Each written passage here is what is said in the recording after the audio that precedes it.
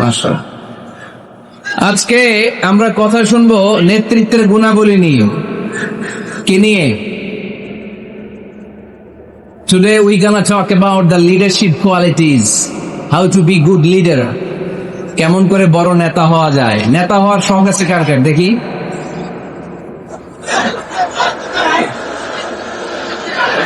সবাই নেতা হইলে অনুসারী হবে কে? মাশাআল্লাহ, ঠিক আছে, হাত নামা, হাত নামা। নেতার অনেক দায়িত্ব, নেতা অনেক দায়িত্ব নিয়ে তিনি কাজ করেন। তিনি মানুষকে পথ দেখান, যিনি পথ দেখান তিনি নেতা, ঠিক কিনা? জান্নাতের পথ না জাহান্নামের পথ? পথ কিন্তু দুইটা, একটা চলে গিয়েছে ডানে, আরেকটা গিয়েছে বায়ে।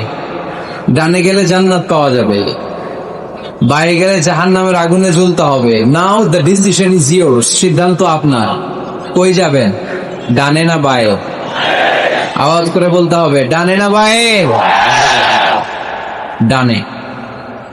তো যে নেতা ডানপন্থী, যে নেতা ডান দিকে জান্নাতের পথ দেখায়, আমরা ওই নেতার সাথে আছি না নাই? নেতা কাকে বলে?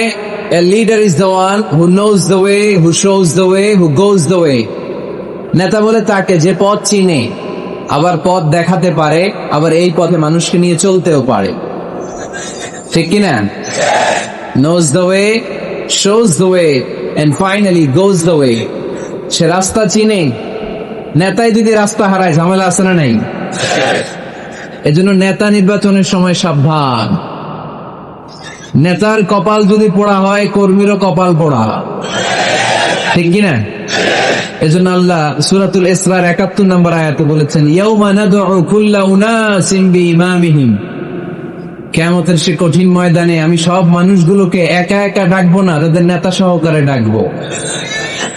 ফামান উতিয়া কিতাবাহু বিয়ামিনিহি, আর যাদেরকে সেদিন ডান হাতে কিতাব দেয়া হবে, আমলনামা দেয়া হবে, ফাউলাইকা ইয়াকরাউনা কিতাবাহুম, তারা সেদিন সানন্দে তাদের কিতাব পড়বে।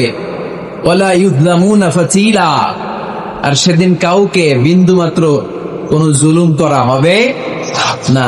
যে যা করেছে তার সব প্রাপ্য বুঝিয়ে দেয়া হবে। তার মানে একা একা আল্লাহ আমাদেরকে ডাকবেন না, আল্লাহ আমাদেরকে ডাকবেন নেতা সহকারে। তো নেতা যদি জাহান্নামী হয়, কর্মীও, কথা কি বুঝতেছেন? নেতা যদি জান্নাতি হয়, কর্মীও জান্নাতি। এজন্য নেতা নির্বাচনের সময় সাবধান। এই যে মসজিদে যিনি সালাতে লিড দেয়, ওনাকে আমরা ডাকি ইমাম। কি ডাকি? ইমাম মানে কি? হ্যাঁ, আমাদের আফসারি ভাই সুন্দর করে বলতে পারে, ইক্তাদাইতু বিহাদাল গোলাম। আমরা এই ইমামরে গোলাম বানায় রাখছি, ঠিক কিনা? ইমাম মানে নেতা। নেতা মসজিদে যিনি সালাতে লিড দেয়, তিনি আমাদের নেতা। মসজিদে নামাজ পড়াতে যে নেতা যদি ভুল করে, পিছন থেকে শুধরে দেওয়ার দরকার আছে না নাই? মাগরিবের নামাজ ফরজ কয় রাকাত? 2 রাকাতের পরে বসতে হয়। ইমাম সাহেব ভুলে 2 রাকাতের পরে দাঁড়ায় গেছে, কি করবেন? পিছন থেকে ঠিক করে দিবেন, তাই না? নোয়াখালীতে কেমনে ঠিক করেন? আপনারা কি পড়েন? আল্লাহু আকবার পড়েন, তাই না? হাদিসে এসেছে সুবহানাল্লাহ পড়ার কথা। এখন থেকে সুবহানাল্লাহ পড়বেন। ইযা নাবা আহাদুকুম শাইউন ফি সালাতিকুম ফালিয়ুসাব্বিহ। তোমাদের কারো সালাতে যদি কোনো গন্ডগোল হয়, শুধরে দেওয়ার জন্য পেছন থেকে ফালিয়ুসাব্বিহ, সেজন্য তাসবিহ পড়ে, মানে সুবহানাল্লাহ পড়ে।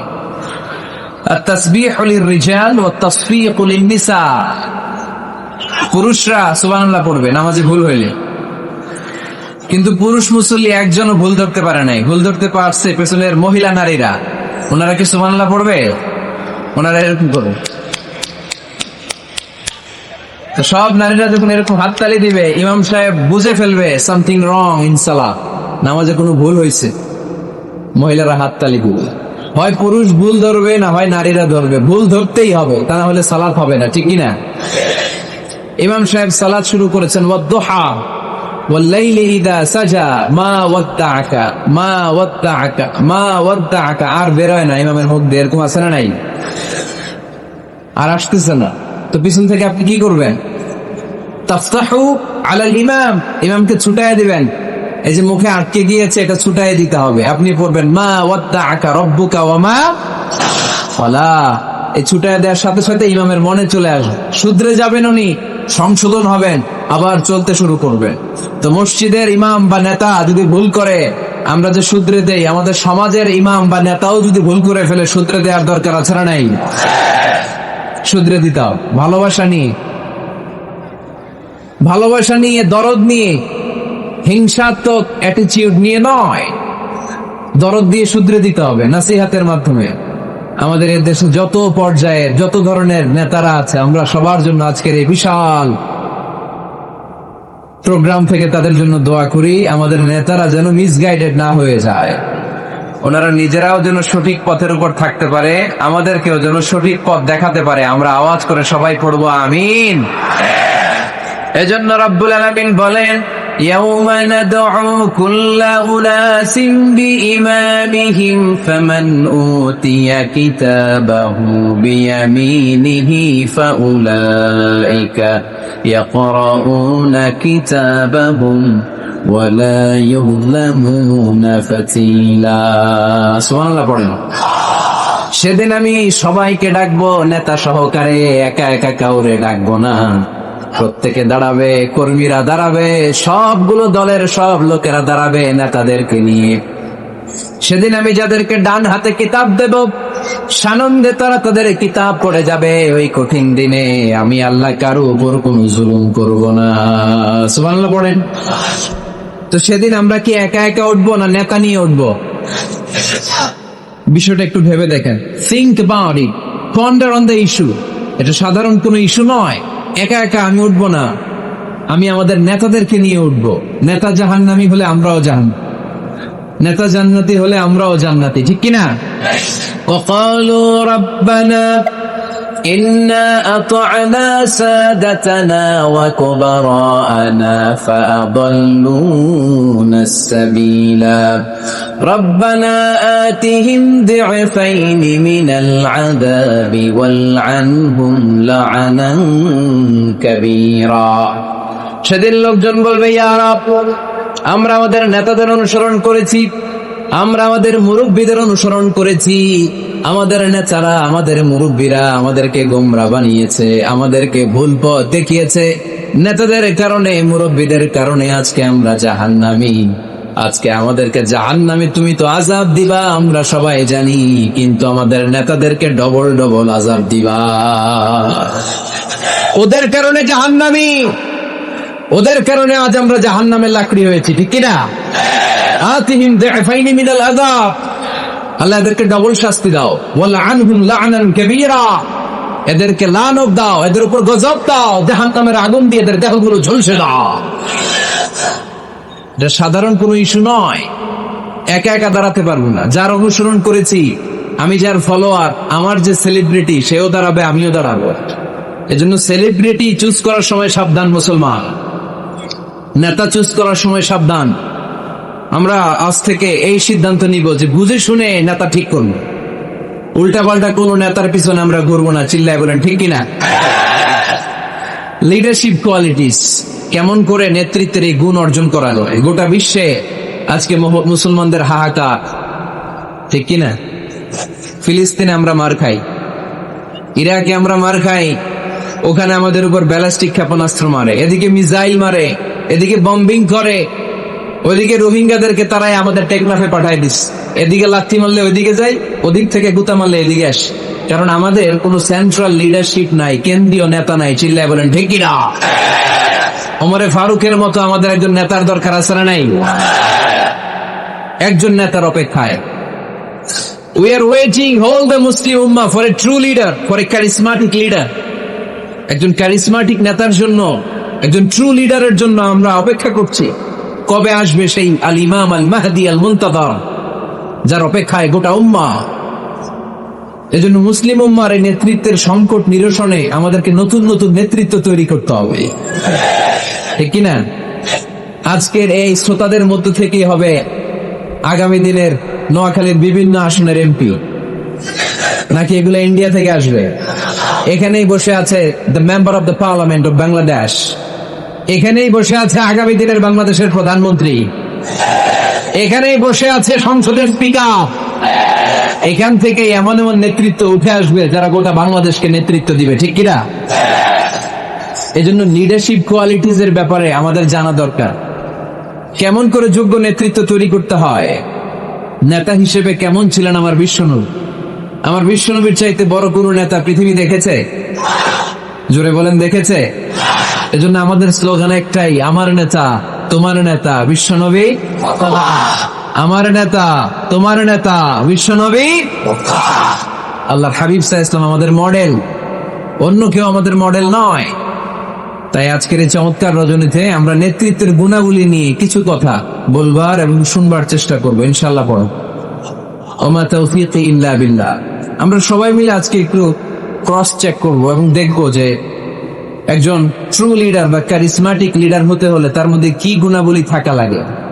কেমন করে আমার নবী এই ক্যারিসমাটিক লিডার হলেন, আমার নবীর মধ্যে ওই গুণগুলো ছিল কি ছিল না, কেমন করে তিনি নেতৃত্ব দিয়েছেন, এগুলো জানার দরকার আছে না নাই? আজকে আমরা এগুলোই জানবো, এগুলোই শিখবো। শিখতে রাজি আছেন তো? আমি যখন আলোচনা করি আমি প্রায় বলি, I conduct a class. It's a class, the person is delivering lecture in front of you, he is your teacher. একটু আগে আমাদের সকলের প্রিয় শ্রদ্ধাভাজন মুহাদ্দিস রফিকুল্লাহ আফসারী ভাই ছিল আমাদের শিক্ষক, আমরা সবাই ছিলাম ওনার ছাত্র, ঠিক কিনা? এখন আল্লাহ তাআলা আমাকে একটু কথা বলার সুযোগ করে দিয়েছেন, আমি হয়ে গেলাম শিক্ষক, বাকি আমরা সবাই ছাত্র, ঠিক কিনা? তো শিক্ষক যখন ছাত্রদেরকে প্রশ্ন করে তখন ছাত্ররা কি করে? প্রশ্নের উত্তর দেয়, তাই না? আমি প্রশ্ন করলে আওয়াজ করে উত্তর দেওয়া যাবে তো? শেষ পর্যন্ত থাকবেন তো সবাই? মাঝখান দিয়ে ওঠা বসা করবেন কে কে দেখি? ওই নুরানি চেহারাগুলো একটু দেখে নি। উঠবেন আপনারা? থাকবেন শেষ পর্যন্ত? আওয়াজ করে পড়তে হবে ইনশাআল্লাহ। তাহলে আমরা দেখবো কি করে নেতা হওয়া যায়। একজন নেতার কি গুণ থাকা চাই, কি কি ক্যারেক্টারিস্টিক্স একজন নেতার মধ্যে থাকতে হবে, এই নেতৃত্বের সংকট দূর করার জন্য আমাদের নেতাদের কি কি গুণাবলী থাকা চাই, এগুলো আমরা জানবো। 10টা পয়েন্টে আজকে the leadership qualities of our beloved prophet Muhammad সাল্লাল্লাহু আলাইহি ওয়াসাল্লাম, আল্লাহর হাবিব সাল্লাল্লাহু আলাইহি ওয়াসাল্লামের নেতৃত্বের গুণাবলী কি ধরনের ছিল, এ ব্যাপারে 10টি পয়েন্টের আলোকে আমরা কথা শুনবো। আবার আওয়াজ করে পড়েন ইনশাআল্লাহ। নেতা হতে গেলে প্রথমে যেটা করা লাগে সেটা হচ্ছে কাজ করা লাগে। কাজ কি করা লাগে? কাজ না করে নেতা হওয়া যায়? শুধু বক্তব্য মারলেই নেতা হওয়া যাবে? ওই নেতা আমরা চাই না যে শুধু ভাষণ মারে, বক্তব্য দেয়, মাইক পেলেই শুধু ভাষণের ফুলঝুরি, কাজের নামে ঠনঠন, এরকম আছে না নাই? না, এরকম নেতা বলে চলবে না। নেতা কাজ দিয়ে আমাদের হৃদয় জয় করতে হবে। শুধু বক্তব্য দিলে এটা নেতা না। জনগণের জন্য কাজ করতে হবে, মানবতার জন্য কাজ করতে হবে, দেশের উন্নয়নের জন্য কাজ করতে হবে, ঠিক কিনা? তাহলে আগে কাজ পরে নেতা। নেতা হওয়ার প্রথম শর্ত হইল নেতাকে কাজ করে তার নিজেকে প্রমাণ করতে হবে যে তিনি নেতা। আগে কাজ পরে নেতা। আওয়াজ করে উত্তর দিতে হবে, আগে কি পরে? জোরে বলেন সবাই, আগে কি পরে নেতা। To serve before to lead. I repeat, আমি আবারও বলছি, to serve before to lead. Lead দেওয়ার আগে আগে সার্ভিস দিতে হবে।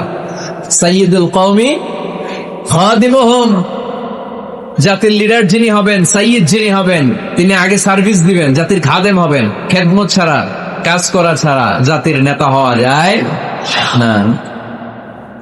আমরা যদি আল্লাহ রাসূল সাল্লাল্লাহু আলাইহি ওয়াসাল্লামের জীবনের দিকে তাকাই তাহলে দেখবো উনি আগে কাজ করেছেন, নেতা হয়েছেন অনেক পরে।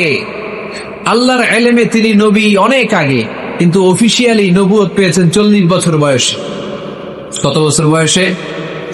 40 বছর বয়সে হেরা গুহাতে সূরাতুল আলাকের প্রথম 5 আয়াত নাযিল হলো। ইকরা বিসমি রাব্বিকাল্লাযী খালাক, read in the name of your lord who has created. পড়ো তোমার প্রভুর নামে যিনি তোমায় সৃজন করেছেন। এই 5টা আয়াত নাযিল হওয়ার সাথে সাথে বিশ্বনবীর গায়ে কাঁপুনি চলে এলো, জ্বর চলে এলো, অন্তর কাঁপতে শুরু করলো। আল্লাহর হাবিব সাল্লাল্লাহু আলাইহি ওয়াসাল্লাম ভয় পেয়ে পাহাড় থেকে নেমে এসে আম্মাজান খাদিজা রাদিয়াল্লাহু তাআলা আনহার কাছে গেলেন, যে বলেন, খাদিজা জাম্মিলুনি জাম্মিলুনি, আমার কম্বল চাপা দাও, আমার জ্বর আসতেছে, আমার কাঁপুনি চলে আসছে। আমার মনে হচ্ছে আমি আর বাঁচবো না। আম্মাজান খাদিজা রাদিয়াল্লাহু তাআলা আনহা ওনাকে সাহস দিলেন, কম্বল চাপা দিয়ে বললেন, ওয়াল্লাহি লা ইউখজিকাল্লাহু আবাদা, হে মুহাম্মদ, আমি আল্লাহর কসম করে বলতে পারি, আমি তো আপনারে চিনি, আমার আল্লাহ কখনো আপনার অপমান করবেন না। পড়েন সুবহানাল্লাহ।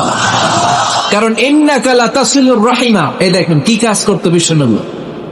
কাজের ফিরিস্তি শুনেন, স্ত্রীর কাছ থেকে শুনেন স্বামীর ব্যাপারে। বড় সাহেবের ব্যাপারে যদি আসল তথ্যটা পেতে চান, বড় সাহেবের ড্রাইভাররে জিজ্ঞেস করবেন, বড় সাহেবের বাড়ির দারোয়ানরে জিজ্ঞেস করবেন, বড় সাহেবের বাড়ির কাজের মহিলাটারে জিজ্ঞেস করবেন, আর বড় সাহেবের ওয়াইফরে জিজ্ঞেস করবেন। তাহলেই বড় সাহেবের আসল সব খবর পাওয়া যাবে। জোরে বলেন ঠিক কিনা? আল্লাহর হাবিব সাল্লাল্লাহু আলাইহি ওয়াসাল্লামের ব্যাপারে আল্লাহর হাবিব সাল্লাল্লাহু আলাইহি ওয়াসাল্লামের স্ত্রী আম্মাজান খাদিজাতুল কুবরা রাদিয়াল্লাহু তাআলা আনহা বলছেন, ইন্নাকা লাতাসিলুর রাহিমা, নবী হে, আপনার কোনো ভয় নাই, কারণ আপনি আত্মীয়তার সম্পর্ককে বজায় রাখেন, আত্মীয়দের খোঁজখবর রাখেন। ওয়া তাসদুকুল হাদিসা, আপনি সদা সর্বদা সত্য কথা বলেন। সুবহানাল্লাহ বলবেন না? ওয়া তাহমিলুল কাল্লা, আপনি মানুষের বোঝা বইয়ে দেন, যারা নিজের বোঝা টানতে পারে না, আপনি গায়ে খেটে তাদের বোঝা টেনে দেন। ওয়া তাকসিবুল মা'দুমা, যার উপার্জনের কেউ নাই তারে আপনি উপার্জন করে দেন। ওয়া তাকরিউদ দাইফা, আপনি মেহমান খাওয়াতে খুব পছন্দ করেন। ওয়া তুঈনু আলা নাওয়াইবিল হক, আর সত্য যেখানে বিপন্ন সেখানে আপনি সত্যের বীর সেনানী হয়ে দাঁড়িয়ে যান। যার মধ্যে এই 6টা কোয়ালিটি থাকে, তারে আমার রব কোনোদিন অপমান করতে পারে। আম্মাজান খাদিজা বললেন, ও নবী, ভয় নাই, চিন্তা নাই, টেনশনের কোনো কারণ নাই, আমি অনেক বছর ধরে আপনারে চিনি, আপনি কোনোদিন কোনো মানুষের ক্ষতি করেন নাই, কোন মানুষকে কষ্ট দেন নাই, সব সময় জনকল্যাণমূলক কাজের সাথে নিজেকে ধরে রেখেছেন, আজীবন মানুষের কল্যাণ চেয়েছেন, মানুষের জন্য কাজ করেছেন। মানুষের জন্য যারা কাজ করে, মানুষের কল্যাণ যারা চায়, তাদেরকে আমার রব কোনোদিন অপমান করে না। 6টা কাজ করতেন আল্লাহ রাসূল সাল্লাল্লাহু আলাইহি ওয়াসাল্লাম। এই 6টা কাজ প্রমাণ করে আল্লাহ রাসূল সাল্লাল্লাহু আলাইহি ওয়াসাল্লাম নেতা হওয়ার আগ থেকেই কাজ শুরু করে দিয়েছেন। নেতা হয়েছে 40 বছর বয়সে। নেতা হয়েছে যখন, তখন বয়স কত? কথা বুঝে নাই বোধ হয়। নেতা যখন, নেতৃত্ব যখন পেয়েছেন, তখন বয়স কত? কাজ কি 40 বছরে শুরু করছিলেন নাকি? কাজ শুরু করছেন কবে? অনেক আগে। হিজ মিশন ইজ দেয়ার, যদিও নেতা হয় নাই, হিজ মিশন ইজ দেয়ার, তার কাজ সেখানে ছিল। নেতা হওয়ার জন্য তিনি বসে থাকেন নাই, কাজ শুরু করে দিয়েছে। মানুষকে খাওয়াতেন, দেদারসে দান করতেন, যেখানেই মানবতা বিপন্ন সেখানে তিনি সহায়তার হাত বাড়িয়ে দিতেন। বলেন সুবহানাল্লাহ। তার মানে নেতা হইতে হইলে আগে কাজ করা লাগে। আগে কি করা লাগে? কাজ করা লাগে। কাজ করলে এমনি সে নেতা, নেতৃত্ব এমনি তার হাতে এসে ধরা দেবে। জোরে বলেন ঠিক কিনা? তাই যারা নেতা হতে চান, আগে কাজ দিয়ে নিজেকে প্রমাণ করেন, বক্তব্য দিয়ে নয়। To serve before to lead. Leading করার আগে আপনাদের সার্ভিস দিতে হবে, কাজ করতে হবে, কাজের মতো কাজ। ঠিক কিনা? আমরা যাই করি না কেন, এটা ভালোভাবে করলে ওই কাজে বরকত দেয় কে? আওয়াজ করে বলতে হবে, বরকত দেয় কে? যে কোনো কাজ করো না ভাই, যে কোনো কাজ করো, তা যেন হয় সবার চেয়ে সবচেয়ে সুন্দর। যে কোনো কাজ করো না ভাই, যে কোনো কাজ করো, তা যেন হয় সবার চেয়ে সবচেয়ে সুন্দর। হোক না সেটা পড়া লেখা, রঙের ভাষায় ছবি আঁকা, হোক না সেটা পড়া লেখা, রঙের ভাষায় ছবি আঁকা, হোক না সেটা সামান্য কাজ কিংবা মহত্তর, তা যেন হয় সবার চেয়ে সবচেয়ে সুন্দর। যে কোনো কাজ করো না ভাই, যে কোনো কাজ করো, তা যেন হয় সবার চেয়ে সবচেয়ে সুন্দর। ঠিক না? যেটাই করি না কেন ভালোভাবে করবো। Never under estimate any job. The young society of Noakhali district, কোন কাজে ছোট মনে করবো না, whether it's the small or big, ছোট হোক আর বড় হোক, কাজ কাজই। কাজে কোনো লজ্জা নাই, কাজে কোনো শরম নাই। শরম আর লজ্জা হচ্ছে হীনমন্যতায় আর অলসতায়। ঠিক কিনা? এজন্য কাজ করতে হবে। নেতা হওয়ার প্রথম শর্ত আমরা পেলাম, কাজ দিয়ে নেতা তার নেতৃত্বের প্রমাণ দিবে, বক্তব্য দিয়ে নয়। তাহলে বোঝা গেল আগে কাজ পরে নেতা। বিশ্বনবী আগে কাজ শুরু করছেন, নেতৃত্ব পেয়েছেন পরে। ঠিক কিনা? তাহলে আওয়াজ করে উত্তর দেন তো, আগে কি? পরে কি? নেতা। আওয়াজ করে বলবেন, আগে কি, পরে নেতা। তাহলে 1 নম্বর পয়েন্টে আমরা জানলাম কাজ করতে হবে, কাজ করে নিজেকে প্রমাণ করা ছাড়া নেতা হওয়া যায়। নেতার 2 নম্বর গুণাবলী হচ্ছে the leader should overcome all challenges and trials. নেতাকে সব চ্যালেঞ্জ আর বাধা বিপত্তি পরীক্ষা এগুলো মোকাবেলা করতে জানতে হয়। নেতা দুর্বল চিত্তের লোক হলে ওই লোক নেতা হতে পারে না। কথা বলেন না কেন? পারে? নেতা যদি রক্ত দেখে ভয় পায়, এটা নেতা না খেতা? হ্যাঁ, সাহসী হতে হয় নেতাকে। বাধা বিপত্তি পরীক্ষার পাহাড়কে ডিঙিয়ে নেতাকে সামনে চলে যেতে হয়, কারণ নেতা সব সময় জানে রাত্রি যত গভীর হয় অন্ধকার অমানিসা ভেদ করে সুবহে সাদিক হয়। গর্ভবতী নারীর পেটের ব্যথা যত বাড়তে থাকে নতুন মেহমান আগমনের সময় ঘনাতে থাকে। মুমিনদের জীবনে বাধা বিপত্তি পরীক্ষা যত বাড়তে থাকে মুমিনদের বিজয়ের সময় সামনে আসতে থাকে। এজন্য বাধা বিপত্তি নেতাকে নাড়াতে পারে না, কারণ নেতা অনল। নেতা কোনো কিছুতে টলে না, নেতা অটল। সে সব ধরনের বাধা বিপত্তি চ্যালেঞ্জকে দুমড়ে মুচড়ে সামনে যায়, সেই নেতা। আওয়াজ করে বলেন ঠিক কিনা? তাহলে 2 নম্বরে আমরা জানলাম নেতাকে পরীক্ষা দিয়ে নেতা হতে হবে। পরীক্ষা দেয়া ছাড়া নেতা হওয়া যাবে, পরীক্ষায় পাশ করলে তবেই নেতা, ঠিক কিনা? এই কোরআনও আমাদেরকে তাই জানিয়েছে। সাইয়েদনা ইব্রাহিম আলাইহিস সালামকে আল্লাহ বললেন, ইব্রাহিম তোমাকে অনেকগুলো বিষয়ে আমি পরীক্ষা করব, যদি পরীক্ষায় পাশ করতে পারো তাহলে তুমি নেতা। তাহলে তুমি কি? وَإِذِ ابْتَلَى إِبْرَاهِيمَ رَبُّهُ بِكَلِمَاتٍ فَأَتَمَّهُنَّ قَالَ إِنِّي جَاعِلُكَ لِلنَّاسِ إِمَامًا। সুবহানাল্লাহ পড়ে আল্লাহ বললেন, ইব্রাহিম অনেকগুলো বিষয় আমি তোমারে পরীক্ষা করব। সাইয়েদনা ইব্রাহিম সবগুলো পরীক্ষায় উত্তীর্ণ হলেন। ফলস্বরূপ খুশি হয়ে আল্লাহ বললেন, ইব্রাহিম আমি তোমারে গোটা বিশ্বের সবার জন্য নেতা বানাইয়া দিলাম।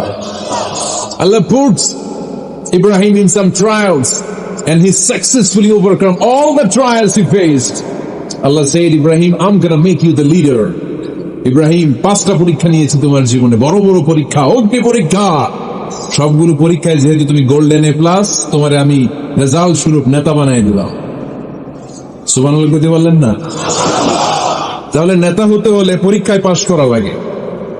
বিপদ আপদ বাধা বিপত্তিকে দুমড়ে মুচড়ে পাহাড় সম বাধাকে থোড়াই কেয়ার করে নেতা সামনে চলে যায়, তিনি আমাদের নেতা। চিল্লায় বলেন ঠিক কিনা?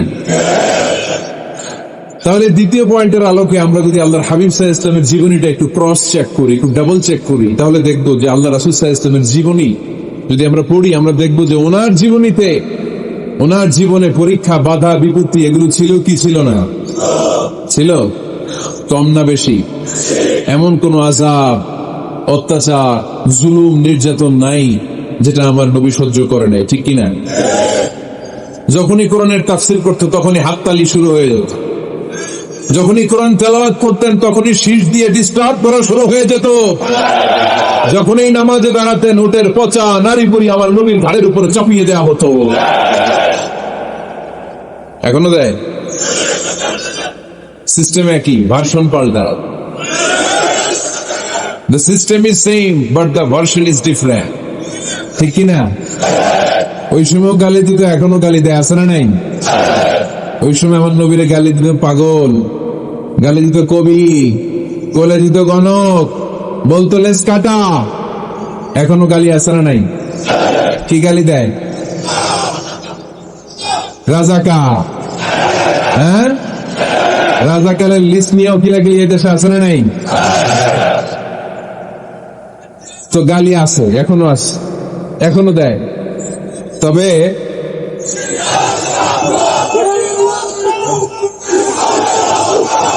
থামুন থামুন, গালি তখনও ছিল, এখনো আছে, গালির ভার্সনটা একটু ডিফারেন্ট, ঠিক কিনা? এই গালি শুনে কি মুমিন থমকে যাবে? থমকে যাবে মুমিন?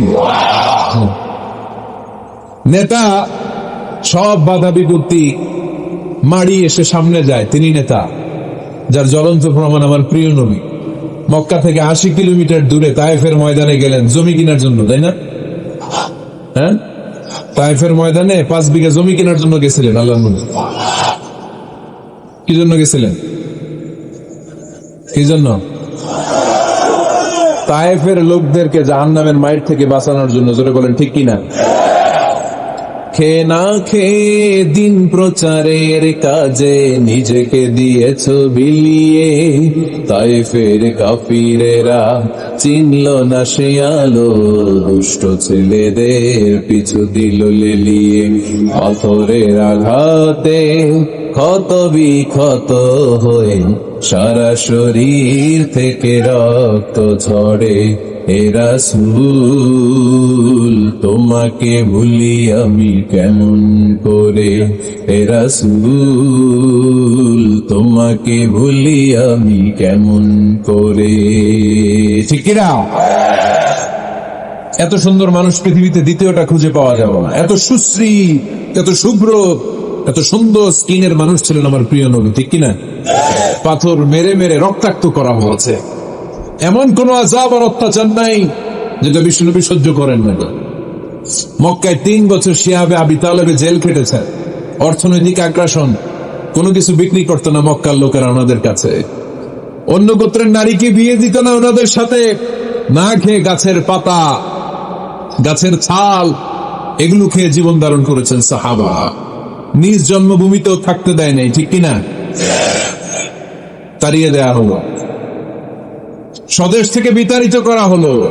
আল্লাহর হাবিব সাল্লাল্লাহু আলাইহি ওয়াসাল্লাম মক্কা নগরীকে বড্ড পছন্দ করতেন। মদিনায় যাওয়ার সময় তিনি মক্কার দিকে ফিরে ফিরে তাকান আর কাঁদেন আর বলেন, মক্কা তো হাব্বুল বিলাদ ইলাইয়া, মক্কা হচ্ছে আমার সবচেয়ে প্রিয় শহর। লাউলা উখরিজতু লামা খরাজতু মিনহা, আমার যদি জোর করে মক্কা থেকে তাড়িয়ে দেয়া না হতো, আমার জীবনেও মক্কা ছেড়ে আমি কোথাও যেতাম না, কোথাও যেতাম না। তাড়িয়ে দেয়া হয়। মদিনায় যেও শান্তি নাই, ওখানে ষড়যন্ত্র কেমন করে এই নবী মুহাম্মদকে মারা যায়। খায়বারের এক ইহুদি নারী বিশ্বনবীকে দাওয়াত করেছিল। দাওয়াত পেলে বিশ্বনবী ফিরিয়ে দিতেন না। ওই দাওয়াত খেতে যাওয়ার পরে বিশ্বনবী খাসির বাজুর রান পছন্দ করতেন। খাসির গোশতের মধ্যে বিষ মিশিয়ে দেয়া হলো। বিশ্বনবী বিষে আসক্ত হয়ে, বিষে বিষাক্ত হয়ে শেষ নিঃশ্বাস ত্যাগ করেছেন।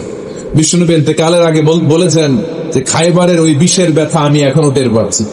আমার নবীর মৃত্যু ছিল শহীদি মৃত্যু। চিল্লায় বলেন ঠিক কিনা?